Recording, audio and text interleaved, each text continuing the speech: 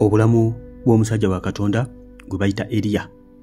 Omusajja yagenda mu ggulu nga mulamu, omusajja eyali nabbi wa Katonda w'amaanyi ayita omuliro ne gukka, omusajja eyazuukiza ku bafu, omusajja Mukama gwe yasindikira ebinyonyi bimuliise, omusajja Mukama gwe yasindikira bamalayika bamuliise.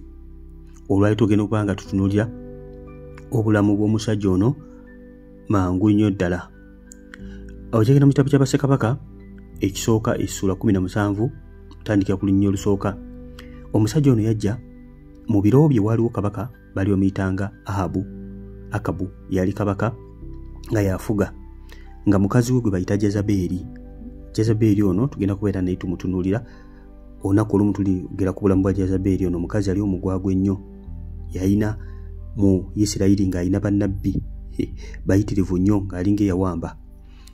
Erayija gwe bayita Eriya mu biro bino yagenda okulaba ng'embeera esusse ng'abantu basamira mu Isirayiri, abantu nga basamira nnyo nga tebakyali ku Katonda bamuvaako. Omusajja ono n'asituka n'agenda eri kabaka ono Akabu n'amugamba nti kaakati tewagenda kuddamu kubeerawo nkuba mu Isirayiri okujjako ku kigambo kyange. Yagamba enkuba tegenda kuddamu kutonnya okujja ku kigambo kyange. N'ava mu maaso ga kabaka n'atambula n'agenda. Bw'ava mu maaso ga kabaka n'agenda, eddoboozi ya Mukama ne limujjira. Mukama n'amugamba nti adduke yeekweke kuba kabaka yali ajja kumutta. Mukama n'amugamba va wano ogende ebuvanjuba. N'amugamba agende mu kafo ke bayita Kerisi, waliwo akagga akayolekera Yoludaani, yeekweke eyo. Mukama n'amugamba nti eyo gy'agenda okwekweka Mukama alagidde ebinyonyi bijje bimukoleki, bijje bimuliise. Era n'adduka ne yeekweka ku kagga n'atuula eyo.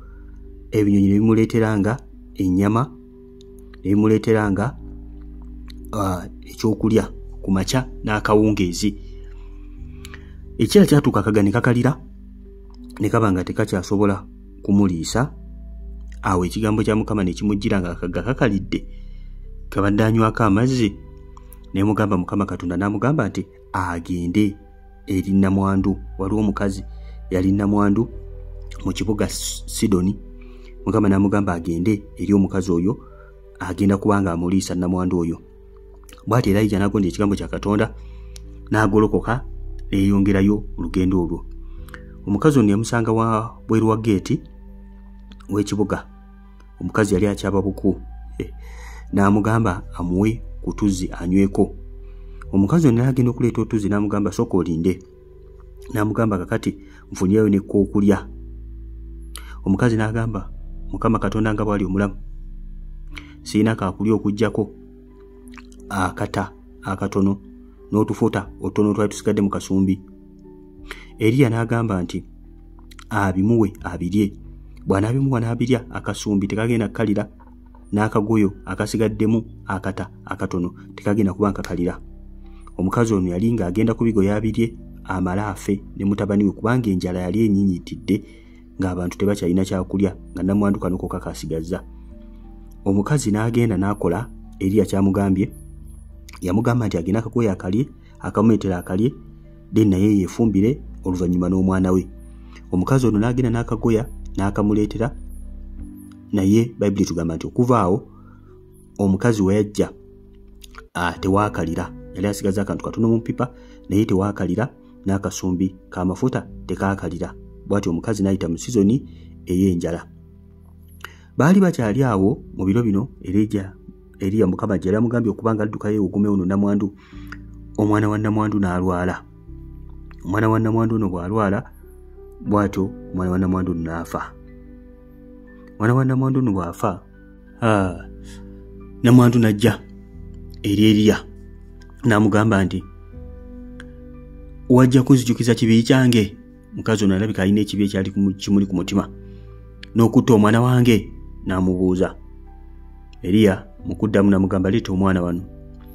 Eriya n'amutwala mu maaso ga Mukama n'akaabirira Mukama n'agamba Mukama Katonda wange, oleese ekibi kino ne ku nnamwandu ansuza ng'otta omwana we.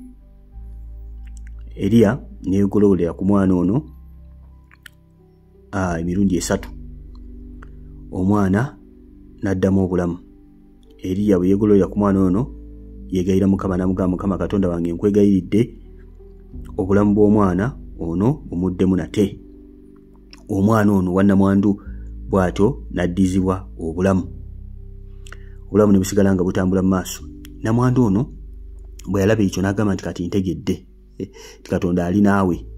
Okusooka biri ebyamagero by'emmere eka tebyakakasa bulungi Namwandu, naye kino eky'omwana kyakakasa Namwandu nti ddala ono musajja wa Katonda.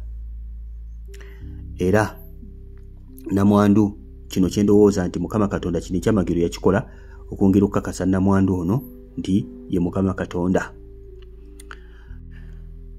Awo olwatuuka ekigambo kya Mukama ne kijjira Eriya, Mukama nga mugamba agende yeerage eri Akabu kubanga enjala yali enyiinyiitidde nnyo nga etutte ebbanga ddene ng'enkuba tetonnya. Eriya n'agolokoka okugenda. Mu biro ebyo Akabu yali ayise omusajja gwe bayita Obadiya. Obadiya yali musajja wa Katonda. Obadiya yali yakweka bannabbi ba Mukama, Yazaberi ng'abatta. Yali yabakweka mu mpuku bannabbi 155 nga bakweka mu mpuku. Obadiya yali musajja yagala nnyo Katonda.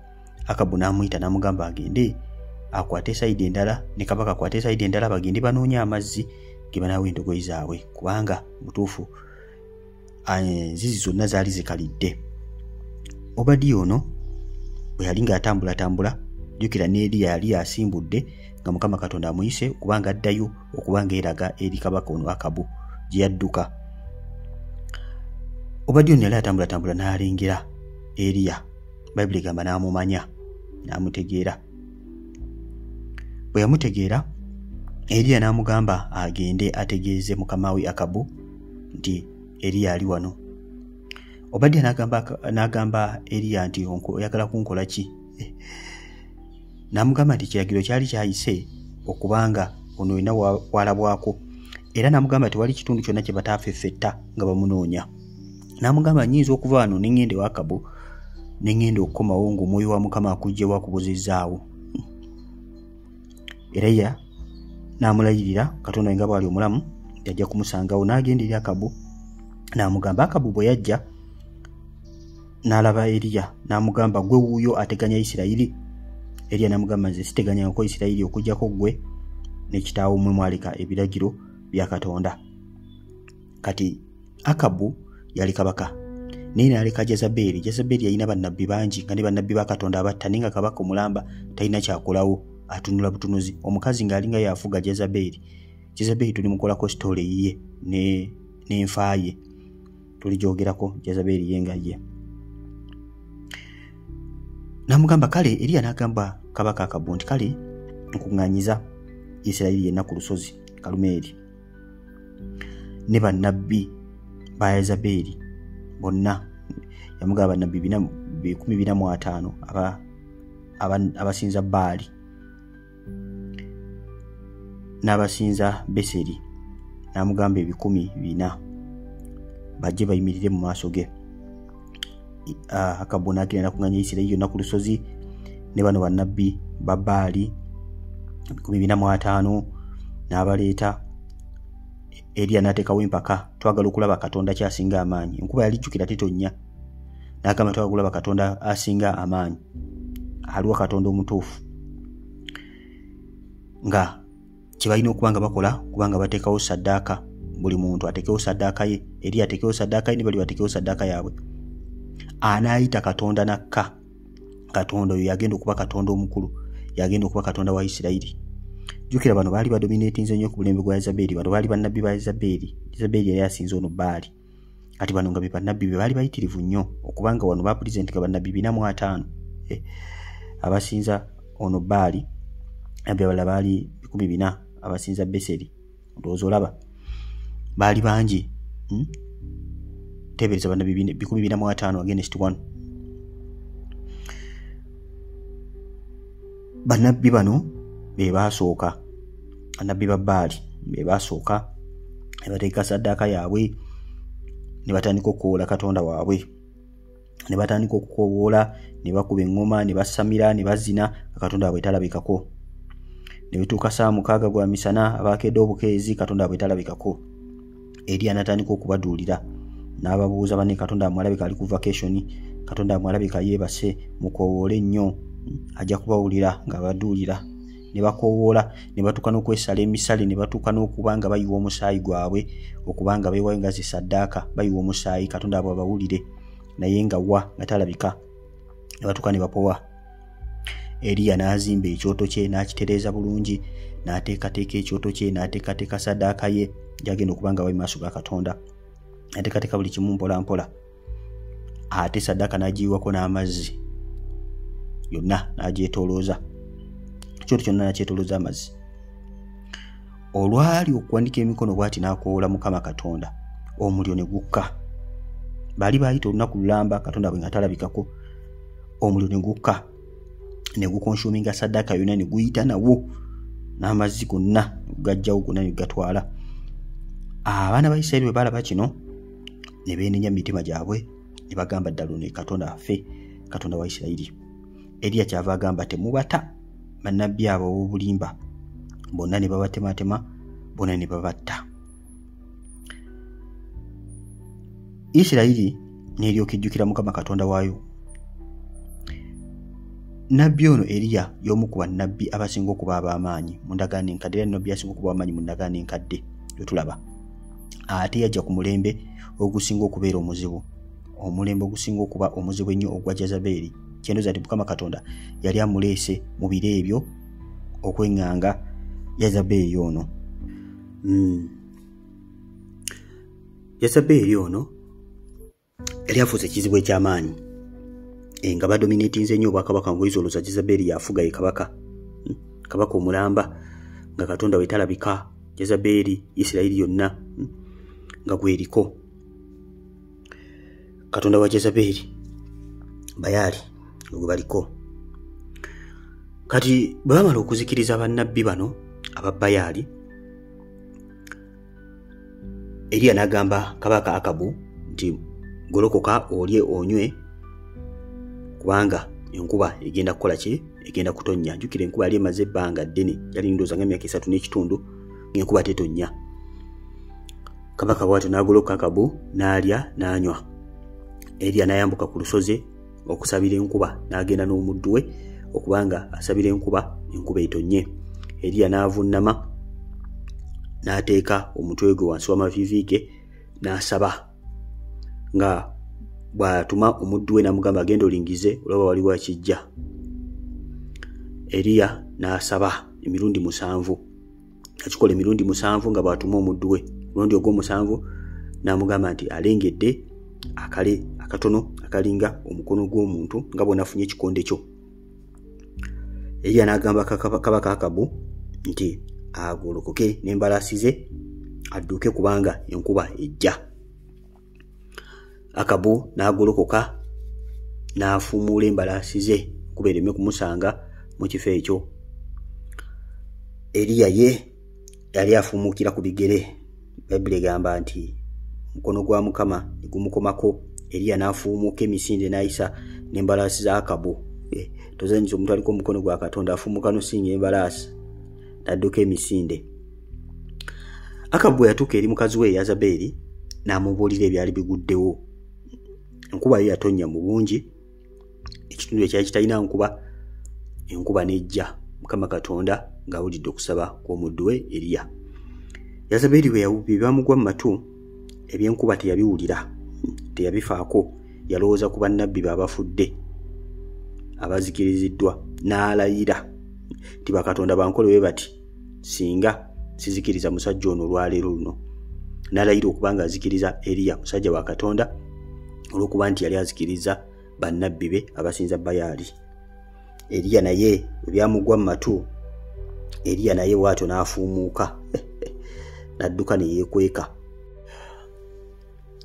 Bwe yeekweka wansi w'omuti. Kati bwe yeekweka awo, musajja watunga amaanyi gamuweddemu, n'agamba Mukama Katonda, nze nzitanveewo, kisingako nze okufa, sisinga bannabbi abansooka. Neesabira okufa. Yali ali awo nga yeebase, malayika wa Katonda n'ajja okwanukula essaala ye. Malayika wa Katonda bwe yajja yamukoonako n'amuwa ekyokulya n'alya. N'addamu ne yeebaka. Malayika n'akoma ogwokubiri n'amuzuukusa n'amuwa ekyokulya n'amugamba nti olugendo lukyali luwanvu, era Bayibuli egamba nti ekyokulya ekyo bwe yakirya yamala nakyo ennaku 40. Yayingira mu kusaba n'okusiiba kwa nnaku 40 ng'akyatambulira ku maanyi g'ekyo ekyokulya malayika kye yamuwa. N'agenda ku lusozi lwa Katonda mu mpuku ne yeekweka eyo. Ekigambo kya Mukama gye kyamusanga ne kimujjira. Mukama n'amuyita aveeyo ayimirire mu maaso ge. Bwe yayimirira mu maaso ga Katonda, Bayibuli egamba wajja omuyaga ogw'amaanyi, ne wajja musisi ow'amaanyi, ne wajja omuliro, naye nga Mukama Katonda teyalimu ebyo byonna. Mukama teyali mu muyaga, teyali mu musisi, teyali mu muliro. Ne byonna byayitawo ng'ali mu kubeerawo kwa Mukama. Wajja eddoboozi ettono ly'amanyi obulungi, n'alyoka yebikka ku feesi nga awulidde eddoboozi lya Katonda. Mukama yeebazibwe nnyo. N'amubuuza nti kiki ky'okola wano? Eriya n'alyoka agamba munnange nno Mukama nkwatiddwa obujja Katonda wange. Abaana ba Isirayiri baleka Katonda, bali mu kusinza Baali, baakuvaako, nkwatiddwa obujja. Bannabbi bo bonna babasse, zaasigaddewo ate nange munnange obulamu bwange buli mu lusuubo, bannoonya kunzita. Jjukira wano Eriya yali akamala okwesabira mabegako eri. Malayika yamusisinkanira nga yakasaba Mukama Katonda amutte amuggyewo olw'okubanga yali ayigganyizibwa ng'agamba sisinga bannabbi abansooka. Kati wano Mukama n'ajja n'amuwa instruction mu lusozi lwa Katonda mu mpuku mwe yali yeekwese ng'avuddeyo ng'azze mu maaso ga Mukama. N'amuwa instruction n'amugamba genda ofuke ku mafuta, n'amutuma agenda afuke ku mafuta. Yeeku yagenda okubanga afuuka kabaka. Akabu byali bimulimye. N'atuma Yeeku yagenda okuba kabaka. Ate mu kifo kya Eriya n'amugamba agende afuke ku musajja gwe bayita Elisa amufukeko amafuta. Yagenda okubanga amuddira mu bigere wano Mukama ng'ateekateeka Eriya okubanga amuggyawo alekewo Elisa okubeera nnabbi nga ye Eriya, ate Yeeku agenda okubanga ye kabaka omupya. Mukama n'ayogera nti Yeeku ono yagenda okubanga azikiriza, era Yeeku ono ye yazikiriza Yezeberi. Tujja batumula tunatulabulamu bwa Yezeberi okufa kwe, tujja batukulaba bulamu bwe nga Yezeberi tobusubwa. Kati Mukama n'ateekateeka abagenda okubanga badda mu bigere. Bwe yavaawo n'agenda n'akola ng'ekigambo kya Katonda bwe kyali kimulagidde, n'afuka ku mafuta. Yeeku yali atambula n'asanga omusajja ono Elisa. Elisa yali alima, n'amukasukira omunagiro gwe n'afuumuka emisinde. Elisa n'alekawo byonna. Elisa yali ali mu kulima ng'alimisa ente ze, zino donki ze bakozesa mu nnimiro okubanga balima, ng'ali mu kulima n'abirekawo n'afuumuka emisinde. N'agoberera Eriya, n'amugoberera emisinde. Bwe yamutuukako n'amugamba kwegayiridde sooka ondeke malugenda okusiibula ku kitange. N'amugamba ate nze nkukoze eki? Elisa bwe yakomawo n'akwata ente z'abadde alimisa n'azifumba mu ssupu n'agabula abantu ekijjulo. N'ebikoligo byali akozesa kubanga asiba ente zino ebiti n'abifumbisa. N'asiibula abantu be bulungi. N'addayo okugoberera omusajja wa Katonda Eriya, n'amugoberera kagere ne babeera bonna. Bayibuli egamba bw'atyo n'aweereza Eriya. Bwe yamuweereza okumala ebbanga, kaseera kaatuuka ne bagenda ne basomoka emitala w'omugga. Eriya ng'alina okubanga agenda. Eriya n'agamba omuweereza ono, fakiti yamugamba emirundi mingi, sigala wano. N'amugamba sijja kusigala. Ye ng'alina gy'alaga n'amugamba sigala wano. N'amugamba sijja kusigala, Katonda nga bw'ali omulamu sijja kukuleka. Ne bagenda bonna. Era agende wala n'amugamba sigala wano, nze ŋŋenda. Nga Mukama alina gy'amutumye Eriya ko sijja kukuleka. Mirundi 3 kumpi miramba mugamba sigala wano, sigala wano, sigala wano. Nga Elisa agamba nze sijja kukuta, sijja kukuleka. Lumu bali bonna nga balina okusomoka omugga, Eriya n'akola ekyamagero, omugga ne gukubamu ekkubo wakati ne basomoka. Batuuka emitala w'eri, amagaali ag'omuliro gajja ne gatwala Eriya, naye nga tegannaba kumutwala. Eriya yagamba Erisa, nsaba ky'oyagala. Erisa n'asaba double portion, amafuta ga mirundi 2 agali ku Eriya. Eriya n'amugamba ekyo nga ky'osabye kikambwe. N'amugamba naye bw'onandaba nga ntwalibwa, amafuta gano gajja kuweebwa, ajja kuba bwe kityo. Era bw'atyo yaliwo n'amulaba ng'atwalibwa mu magaali ag'omuliro, bw'ati Eriya n'atwalibwa nga mulamu mu ggulu. Magaali ag'omuliro gajja ne gakola ki? Ne gamukima. Musajja wattu Erisa n'asigalawo yekka. Bwe yasigalawo yekka, jjukira baali basomosa omugga mu ngeri ya kyamagero, ng'alina ate okuddayo okusala mu mugga gwe gumu. Bwe yatuuka ku mugga ogwo, jjukira yali alina omunagiro gwa Eriya ng'agumulekedde. Omunagiro gwe yagukwata n'aguzingazinga, n'akoowoola nti aluwa Katonda w'Eriya. Katonda w'Eriya aluwa, n'amukoowoola. Mukama Katonda n'ajja n'akola ekyamagero, omugga ne guddamu ne gweyawulamu. Musajja wattu bw'atyo n'asala ng'asigadde yekka, n'adda emitala w'eri. Katonda w'Eriya n'afuka Katonda we, n'afuna amafuta ga mirundi 2 double portion. Eriya ono Erisa ne tujja kuba tulaba obulamu bwe, tobeera confused mukwano gwange. Eriya ne Erisa bantu banjawulo. Erisa yaddira mu bigere bya Eriya. Tujja tulaba naye obulamu bwe, biki bye yakola, double portion yakola ki? Ku bino Eriya bye tulabye byakoze, ate Erisa ye yakola byenkana ki? Double portion erabika. So kiki tuyiga mu story eno yonna? Nti oba oyimirira ne Katonda wo, oyimirira ne Katonda wo, no matter ensi yonna ne webanga Katonda emuvuddeko, wesigaza Katonda wo, obulokozi buli personal. Eriya yayimirira mu biro bye ng'abaana ba Isirayiri ne Mukama bamuvuddeko badda ku Bayaali, n'ayimirira ne Katonda, Katonda n'asobola okweraga, abaana ba Isirayiri ne badda eri Mukama. Eriya yali musajja wa Katonda w'amaanyi, nga teekkiriranya, nga tatunuulira bintu byansi, ng'agoberera eddoboozi lya Katonda. Wonna w'abeera ng'abeera ne Katonda we, era ne Katonda we takola ki? Tamuleka. Kye tuyiga ku Erisa, Erisa tunaamulaba obulamu bwe, naye bwe yayimirira n'omusajja wa Katonda n'amulemerako wonna wadda, n'agamba sikuta, n'afuna double portion ey'amafuta okubanga yalemera ku musajja wa Katonda eyali alina okuyitibwa kwe. So Yezeberi ono Eriya yamuleka mulamu, naye enzikirizibwa y'Yezeberi tujja batugiraba mu biro bino ebyono omusajja Erisa aze mu bigere ne kabaka Yeeku agenda okubanga adda mu bigere, n'enfa ya Akabu ono kabaka eyali nga munafu nnyo okubanga n'abagereka queen, ate nga yeefudde ow'amaanyi nnyo. She was a very very evil woman. Ngatta abantu n'atwala ebintu byabwe nga Nabosi. Tujja kuba tumulaba nga tutunuulira obulamu bwa Yezeberi ne Akabu. Ebyokuyiga bingi nnyo bigenda okubeera wano. Subscribing okone kade bona kikola ekyo gy'aba tumisinga stories zaffe zetugenda tuteeka wano ne programs endala ng'ebirooto n'ebyokuyiga ebingi ebiri mu kifo kino. Stories zonna ziri mu Bayibuli ne parable za Mukama waffe Yesu tujja banga tuziiga emu ku emu. Abooluganda Mukama Katonda banjagalire, bere bulungi, mweraba. Sigadde ndi brother Steven ku lwa Chosen Generation ng'ab'emikwano tuli balokole, bere bulungi.